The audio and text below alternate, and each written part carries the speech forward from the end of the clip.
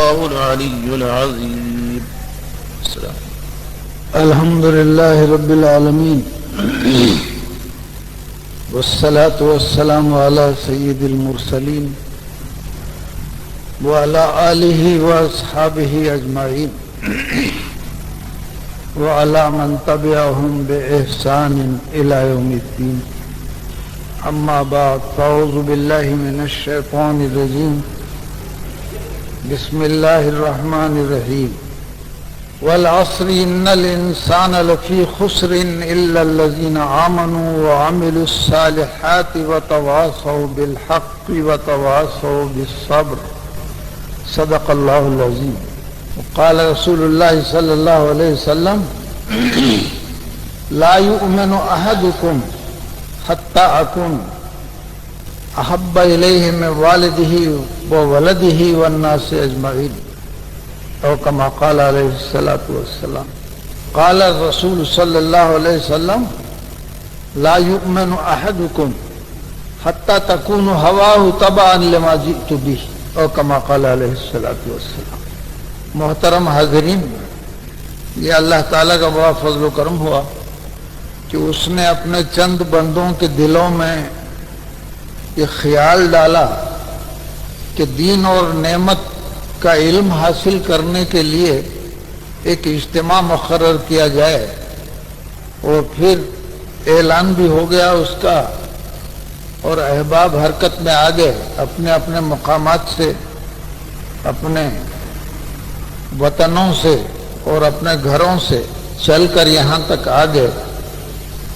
یہ بھی سب اللہ تعالیٰ کی توفیق سے، ان کی دی ہوئی طاقت سے ہوا۔ آج انسان جمع ہو رہا ہے، کئی مقامات ایسے ہیں جہاں انسان جمع ہو رہے ہیں، مقصد جمع ہونے کا الگ الگ ہے، اس مقصد کو حاصل کرنے کا طریقہ بھی الگ الگ ہے۔ شادی اور بیاہ کے مشوروں کے محفلوں میں بھی لوگ جمع ہو رہے ہیں، نکاح کی محفلوں میں بھی جمع ہو رہے ہیں، ولیمے کی محفلوں میں جمع ہو رہے ہیں،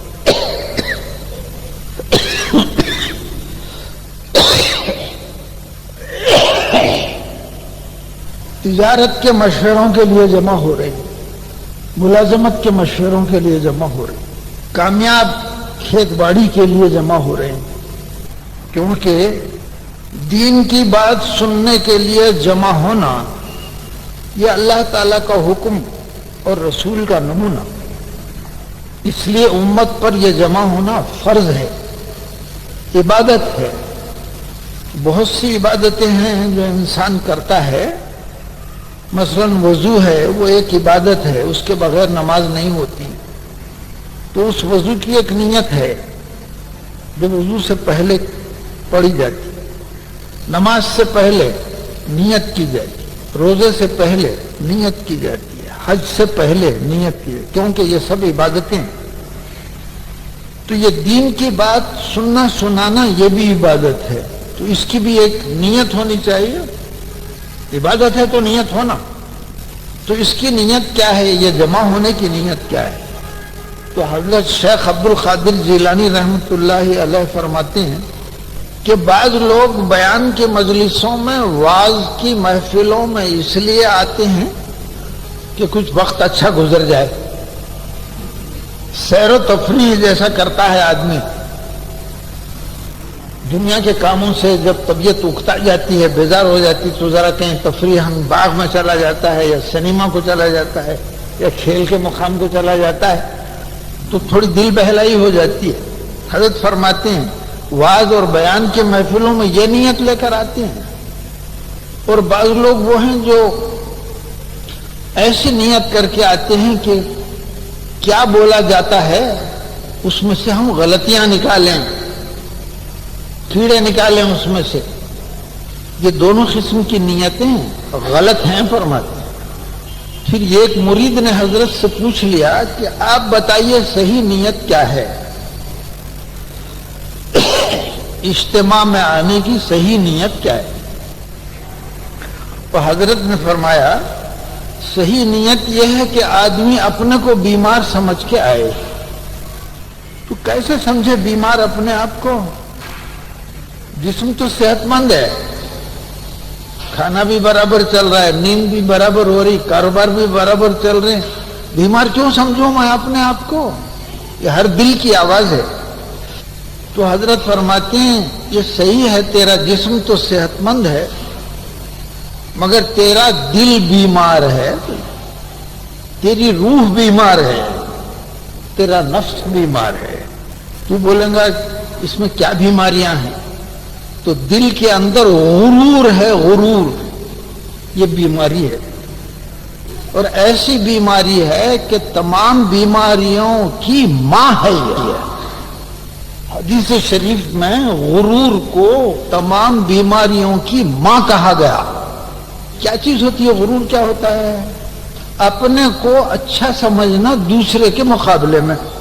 मैं अच्छा हूं और ये कम है, मैं ईमान वाला और ये काफिर, मैं तौहीद वाला और ये मुशरिक, मैं इखलास वाला और ये मुनाफिक, मैं इस्तिकामत वाला और ये मुर्तिद, दीन से फिर जाने वाला, मैं सुन्नतों पर अमल करने वाला और ये बिदती, ये भी शिर्क है। जरा गौर से सुन लीजिए ये दिलों का हाल क्या हो रहा है। बीमारियां सामने कर रहे हैं हजरत, दिल के डॉक्टर हैं हजरत शेख अब्दुल कादिर जीलानी रहमतुल्लाहि अलैह। अपने को सुन्नतों पर अमल करने वाला और दूसरे को बिदती समझने वाला, ये दिल की बीमारी है।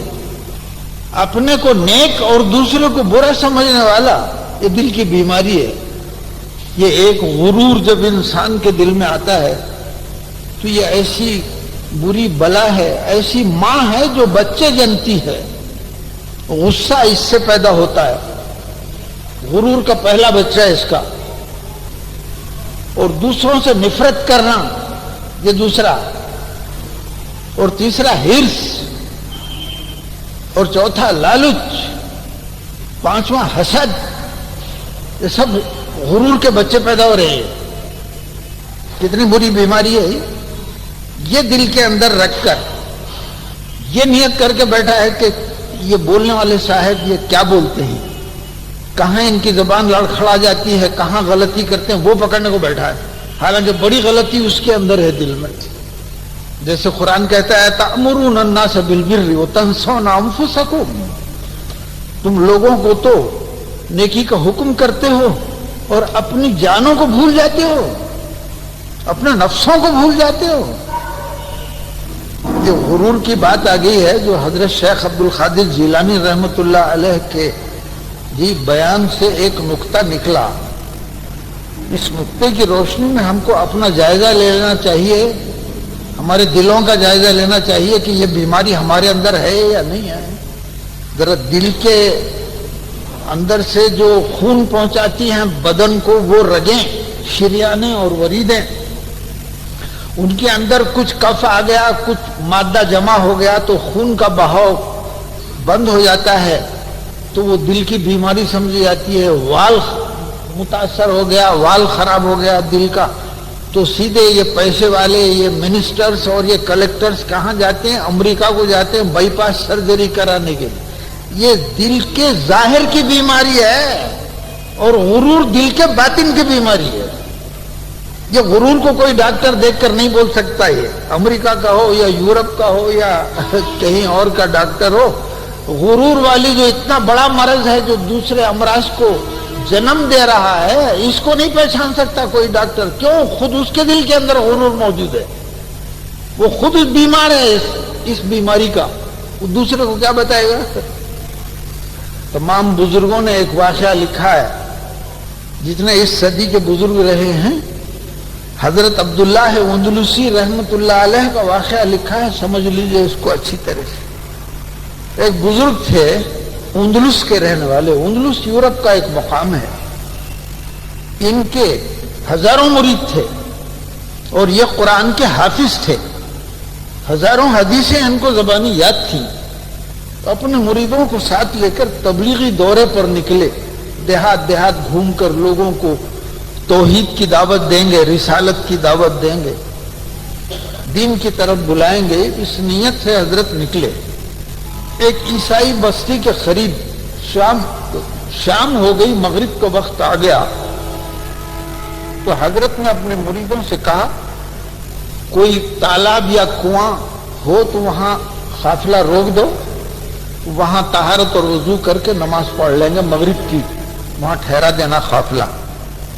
تو ایک باولی آ گئی، وہاں قافلہ روک دیا گیا، تمام مریدین طہارتوں اور وضو میں مصروف ہو گئے، اور حضرت بھی باولی پر آئے وضو کرنے کے لیے۔ تو دیکھا، ایک منظر دیکھا کہ ایک عیسائی وہ لمبا گاؤن پہنا ہوا، سور چرانے کا گاؤن، اور ہاتھ میں پتلی چھڑی لیا ہوا، سوروں کے مندے کو ہانک کر بستی میں لا رہا ہے۔ عیسائی بستی تھی وہ۔ تو حضرت کے دل پر ایک خیال گزرا، ایک ایسی منحوس قوم ہے کہ ایسے وقت میں جبکہ مغرب کی نماز کا وقت ہو رہا ہے، ہم تو نماز کی تیاری میں ہیں اور یہ سور چرا کے بستی میں لے جا رہا ہے۔ زبان سے کچھ نہیں کہا، صرف دل پر ایسا خیال گزرا کہ ہم ایسے اور یہ ایسے۔ اسی وقت سزا ملی اس کی۔ ہم کو اللہ نے اتنا جلدی سزا نہیں دیتے، مگر جن بزرگوں سے دین کا کام لینا ہے ان کو جلدی سزا دے دیتے تاکہ وہ اس کام سے باز آ جائیں۔ حضرت کو بھی سزا مل گئی اس کی۔ کیا سزا ملی؟ اس باولی پر ایک لڑکی آئی ہوئی تھی جو وہاں کے رئیس کی لڑکی تھی، پانی لے جانے کے لیے آئی تھی۔ حضرت اس پر عاشق ہو گئے، اس کے پیچھے چلے۔ مریدوں نے منظر دیکھا، حضرت اس لڑکی کے پیچھے جا رہے، وضو نماز سب بھول گئے۔ حضرت شیخ جا رہے ہیں، ہمت تو نہیں ہوئی روکنے کی، حضرت چلے گئے۔ تو حضرت شیخ الحدیث مولانا زکریا رحمۃ اللہ علیہ نے بھی اپنی کتاب میں یہ واقعہ لکھا ہے، حضرت عبداللہ اندلسی رحمۃ اللہ علیہ کا۔ اب گئے، وہ لڑکی تو اندر گھر میں گھس گئی، یہ اطراف چکر مارنے لگے گھر کے۔ تو اس لڑکی کے باپ نے دیکھا کہ کوئی دیوانہ ہے جو ان کے گھر کے اطراف پھر رہا ہے۔ بلایا ان کو، پوچھا کہ میرے گھر کے اطراف کیوں پھر رہے ہو؟ کہا تمہاری بیٹی سے نکاح کرنا چاہتا ہوں، میرا دل اس کے اوپر آ گیا ہے۔ دیکھیے یہ وہی دل ہے جس میں غرور کا ایک شائبہ گزر گیا۔ اس نے کہا 2 سال میرے سوروں کے مندے کو چرانا جنگل میں، شام میں پھر لے کے آنا، پھر صبح لے جانا، 2 سال یہ خدمت کرنا تو میں اپنی بیٹی دوں گا۔ کہا منظور ہے مجھے۔ رات گزر گئی، صبح میں وہ گاؤن پہن لیا اور وہ چھڑی ہاتھ میں لے لی، سوروں کا مندہ لے لیا اور باہر جانے لگے گاؤں کے۔ یہ مرید حضرات سب روتے روتے جی بے حال ہو رہے تھے۔ حضرت کو دیکھا کہ جاتے ہوئے تو آ کے لپٹ گئے، کہا حضرت یہ کیا حال ہو گیا آپ کا؟ کہا میں تمہیں نہیں پہچانتا۔ شیخ کہہ رہا ہے مریدوں سے میں تمہیں نہیں پہچانتا۔ تو ایک مرید پوچھ رہے ہیں حضرت آپ قرآن کے حافظ تھے، کیا ہوا؟ کہا مجھے کوئی آیت یاد نہیں ہے۔ دل کا یہ حال، قرآن بھلا دیا گیا۔ پھر کہا آپ کو ہزاروں حدیثیں یاد تھیں؟ کہا کوئی حدیث یاد نہیں ہے مجھے۔ پھر یہ کیا حال ہو گیا کہ آپ تو ہم کو نمازوں کا حکم دیے تھے اور خود رات اس لڑکی کے گھر پر گزارے اور صبح میں وہ سور چرانے والوں کا گاؤن پہن کر وہ چھڑی ہاتھ میں لے کے آپ سور چرانے کو نکلے۔ کہا مجھ سے بات مت کرو، میرا دل اب اپنی جگہ نہیں ہے، صرف اس لڑکی کی خواہش دل میں بسی ہوئی۔ چراتے رہے سوروں۔ اور مریدوں کا کیا حال ہوا؟ روتے روتے واپس ہو گئے۔ کہا ہمارے شیخ کا کیا حال ہو گیا؟ یا اللہ اب ہم کسے شیخ بنائیں؟ ایک عالم ہے کہ تاریخ ہوا آپ کے بعد، پوچھیں اب کس سے اجالوں کا پتہ آپ کے بعد۔ حضرت وہ کام کرتے رہے۔ ایک مرید پچھلی شب کو اٹھ کر آہوزاری کرنے لگے، بولے مولا اب ہم جائیں تو کہاں جائیں؟ تیرا پتہ، تیری حقیقت اور تجھ تک پہنچنے کا راستہ بتانے والا اس کا یہ حشر ہو گیا، اب ہم جائیں تو کہاں جائیں؟ اللہ نے ان کا رونا سن لیا۔ اور حضرت کا دل بدل دیا. ایک دن اٹھے, اپنے مالک کے سامنے گئے, کہا یہ رہا تیرا گون, اور یہ رہی تیری چھڑی, اور یہ رہا تیرا مندہ سوروں کا, میں اب چرنے والا نہیں ہوں. قریب میں تھا وہ مقام, اطلاع گئی کہ حضرت کا دل بدل گیا. اب حضرت نکل رہے وہاں سے, تو وہ مرید روتے ہوئے بھاگ کے حضرت کے سامنے آ گئے, لپٹ گئے حضرت. کہا حضرت آپ نکل گئے وہاں سے, کیا ہوا؟ حضرت نے فرمایا وہ جو میرے دل پر خیال گزرا تھا کہ یہ سوروں کو چرانے والے اور ہم نماز پڑھنے والے. دیکھیے بات غلط نہیں تھی, بات صحیح تھی اپنی جگہ, مگر تھا غرور ہو. اسی لیے اللہ تعالیٰ فرماتے ہیں جو رائی کے دانے کے برابر غرور لے کر میرے دربار میں آئے گا, میں اس کو جنت میں داخلہ نہیں دوں گا. چاہے وہ نمازوں کے ڈھیر رکھتا ہو, روزوں کے ڈھیر رکھتا ہو, عبادتوں کے ڈھیر رکھتا ہو. اب جائزہ لے لو اپنے اپنے دلوں کا. تو حضرت نے کہا کہ اللہ نے اس غرور کی سزا یہ دی کہ مجھے قرآن بھلا دیا, حدیثیں بھلا دی. مجھے یہ بھی یاد نہیں رہا کہ میں اتنے ہزاروں انسانوں کا شیخ ہوں, ان کو صحیح راستہ بتانے پر مامور ہوں, یاد نہیں رہا مجھے. میں تو صرف بچی کے عشق میں مبتلا ہو گیا. اب پتہ نہیں تم لوگوں میں سے کس کی دعا قبول ہوئی کہ میرا دل بدل گیا. حضرت کو لے گئے, غسل دلایا, کپڑے بدلے. اس کے بعد میں پھر وہی معرفت اور عشق کی باتیں شروع ہو گئیں. عشق اور معرفت کے محفلیں گرم ہو گئیں حضرت کے آنے سے. بہت خوشی منائے مریدین کہ چلو اتنے عرصے کے بعد صحیح مگر حضرت شیخ آ گئے. بعد میں اس لڑکی کے دل میں آئی بات, باپ سے کہا میں یہاں نہیں رہ سکتی, میرا بھی دل بدل دیا اللہ نے. دیکھیے حضرت شیخ کے دل بدلنے کے ساتھ ساتھ اس لڑکی کا بھی دل بدل دیا. میں تمہاری عیسائیت کو خیر بات کہہ رہی ہوں, تم کو مبارک یہ عیسائیت, میں حضرت شیخ کے وطن کو جا رہی ہوں. وہ آ گئی حضرت شیخ کے. پوچھا حضرت شیخ نے کون ہے؟ تو کہا وہ لڑکی ہے جس کے پیچھے آپ دوڑے تھے. کہا اس سے کہو کہ میرے سامنے نہ آئے, اور یہ پوچھو کس نیت سے آئی ہے. تو اس لڑکی نے کہا کہ میں حضرت سے نکاح کرنے کی نیت سے آئی ہوں. حضرت نے فرمایا اب نکاح نہیں ہوگا تجھ سے میرا. اس نے کہا میں اب جانے کی بھی نہیں یہاں سے, اور کوئی نکاح کرنے کی بھی نہیں. وہ حضرت کی خانقاہ میں رہنے لگی. ایک کمرہ اس کے لیے الگ کر دیا گیا, پردے کے پیچھے سے بیعت ہوئی اس کی, مقامات سلوک طے کیے اس نے, اور ولیہ ہو کر مری, وہیں دفن ہو گئی. یہ واقعہ ہے جس کو مولانا اشرف علی تھانوی رحمۃ اللہ علیہ نے بھی لکھا ہے, شیخ الحدیث مولانا زکریا رحمۃ اللہ علیہ نے بھی لکھا ہے. کتنا عبرت انگیز واقعہ ہے. یہ بیماری ہے دلوں کی, اور ہم میں سے بہت کم ہوں گے جو اس بیماری سے پاک ہوں گے.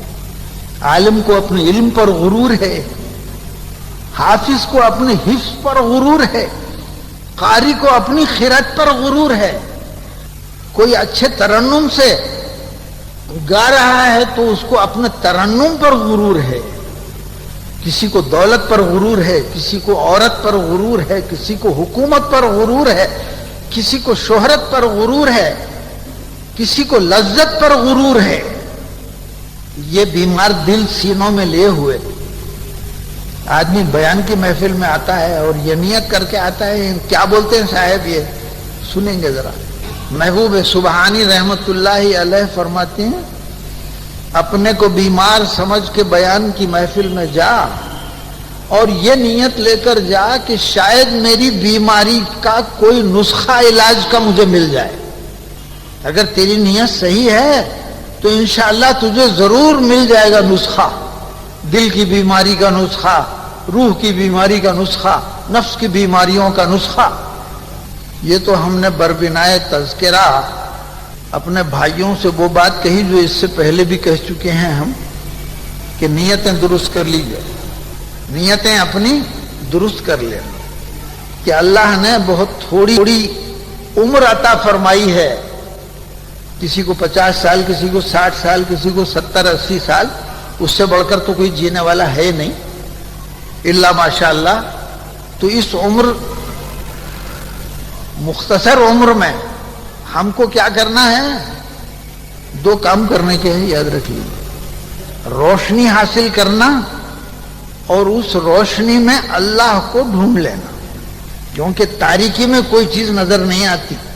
وہ روشنی علم ہے، اللہ کا علم روشنی، اور اس میں اللہ تعالیٰ کی ذات مبارک کو تلاش کر لینا. یہ 2 کام ہیں ہمارے. تو جو حضرات علم لینے کی نیت سے آئے ہیں ان کو علم مل جائے گا، اور جو حضرات اللہ کو لینے آئے ہیں انشاءاللہ ان کو اللہ مل جائے گا.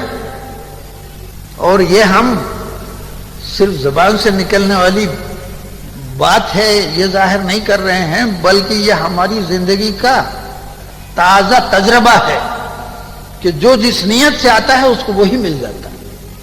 الحمدللہ یہاں علم بھی ہے اور ذات اللہ بھی ہے. تو وہ سورہ کریمہ جو ہم نے آپ کے سامنے تلاوت کی ہے، اس کے مضامین اتنے زیادہ ہیں کہ اگر یہ 2 روز کا اجتماع صرف اسی ایک سورہ والعصر پر ہو جائے، بیانات ہو جائیں، تو یہ 2 دن کافی نہیں ہوتے اس کے لیے. صرف ایک ہی صورت بیان کی جاتی رہے. حضرت امام شافعی رحمۃ اللہ علیہ فرماتے ہیں کہ اگر پورا قرآن کریم نازل نہ ہوتا اور اللہ تعالیٰ صرف سورہ والعصر نازل کر دیتے، دنیا کے تمام انسانوں کی ہدایت کے لیے کافی تھا. اس مختصر سی صورت میں اللہ نے اتنے مضامین رکھ دیے ہیں کہ مزید کسی ہدایت کی بات کی ضرورت نہیں. بات بیان کرنے سے پہلے اللہ تعالیٰ قسم کھا رہے ہیں. ہم لوگ بھی قسم کھاتے. دیکھو کوئی اہم بات بولنا ہے، سننے والے کو اس کا یقین آتا کہ نہیں کہ بول قسم کھا کے بول رہا ہوں حضرت بولتے، تاکہ سننے والے کو یقین آ جائے کہ یہ صحیح بات بول رہا ہے. اللہ میاں قرآن میں بہت سی چیزوں کی قسم کھائے. والشمس قسم ہے سورج کی، والضحیٰ قسم ہے چڑھے ہوئے آفتاب کی، واللیل قسم ہے رات کی، ونفس وما سواہا انسان کے نفس کی قسم، رات کی قسم، دن کی قسم، کیا کیا قسمیں کھائیں. انجیر کی قسم، زیتون کی قسم. والتین والزیتون دونوں واو آتا ہے عربی زبان میں قسم کے لیے. قسم ہے انجیر کی، قسم ہے زیتون کی. یہاں کائے کی قسم کھائیں؟ میں ہمارے بعض بھائیاں جو ہے قسم کھانے کی عادت ڈال لی ہے. وہ بات چھوٹی ہو بڑی ہو، مشکل ہو آسان ہو، اللہ کی قسم، قرآن کی قسم، اماں کی قسم، بابا کی قسم، سورج ڈوب رہا ہے اس کی قسم، ہرے جھاڑ کی قسم، شام ہو رہی ہے اس کی قسم، پیاز کی ڈلی کی قسم. قسم کا مضمون آیا ہے تو کے تعلق سے کچھ گزارشات ہیں. مسلمان کے لیے قسم کھانا وہ ایسے موقع پر ہے جبکہ اس کے سوائے چارہ نہ ہو، اور اس کی بھی حد ہے. صرف اللہ کے نام کی قسم کھا سکتا ہے مسلمان، دوسری کسی اور چیز کی قسم نہیں کھا سکتا. بعض لوگ قرآن کی قسم بولتے ہیں، وہ بھی نہیں ہے، شریعت میں جائز نہیں. صرف بولو اللہ کی قسم.